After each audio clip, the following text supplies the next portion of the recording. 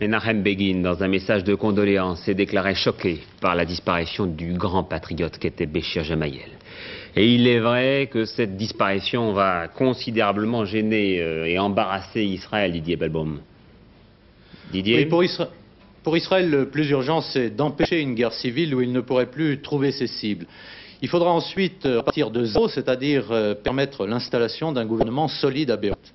À Jérusalem, on minimise ce soir l'ampleur du déploiement des troupes israéliennes à Beyrouth-Ouest. Il s'agit, dit-on, de mouvements limités, destinés à empêcher la détérioration de la situation, en faisant tampon entre milices libanaises rivales, sans préciser jusqu'où on ira.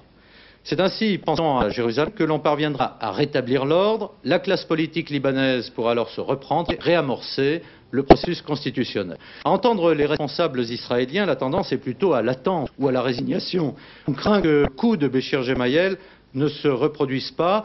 Les dirigeants, dès qu'ils ont intérêt à un gouvernement fort à Beyrouth, fort et prêt à signer un traité de paix, il reste d'ajouter qu'ils n'ont pas le pouvoir ni la volonté de pousser un nouveau chef d'État.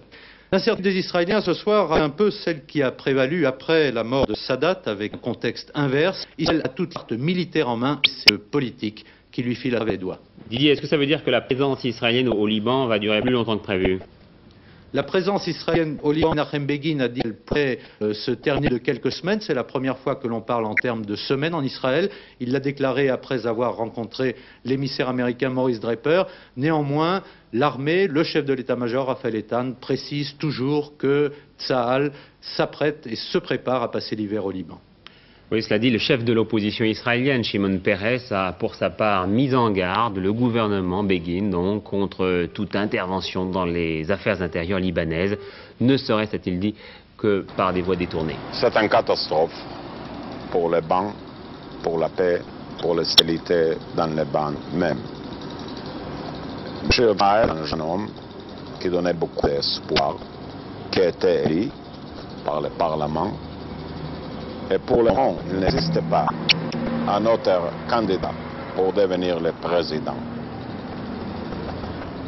Sur la situation à Beyrouth, à mon avis, la meilleure solution est une force multinationale qui va garder la situation en Beyrouth.